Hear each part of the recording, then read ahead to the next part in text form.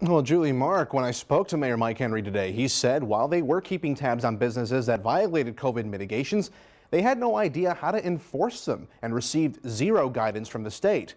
And tonight he hopes this will be the last time that this issue is brought up in the city.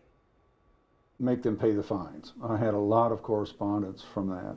But in the end, the only fines these restaurants paid were court fees. On Tuesday night, the Carbondale Local Liquor Control Commission voted 5-2 to absolve COVID-19 fines against Sergio's Cantina, Fujiyama Steakhouse, and Don Sol. Instead, businesses will pay $300 each in court costs and write a letter of reprimand to the city, admitting to allowing indoor dining and violating Governor J.B. Pritzker's executive orders on mitigations. Mayor Mike Henry was upset with those businesses, but says there was no guidance from the state on how to enforce mandates and impose fines. The state needs to be ready to provide cities with better resources to enforce this if they're going to issue the mandates.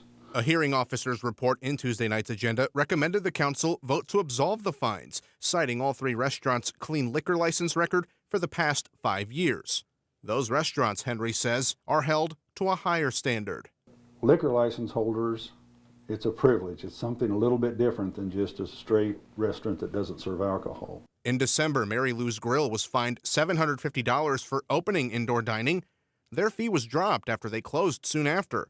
When asked about last night's vote, owner Marilyn Martin believes the city doesn't want businesses to succeed. But Mayor Henry says that's not the case, and the city is working to find ways to enforce those fines, but it will be difficult without knowing what the state requires. It's a complicated issue. We can't violate people's rights, again, without, I think it has to come from the state level in order to be able to enforce these things.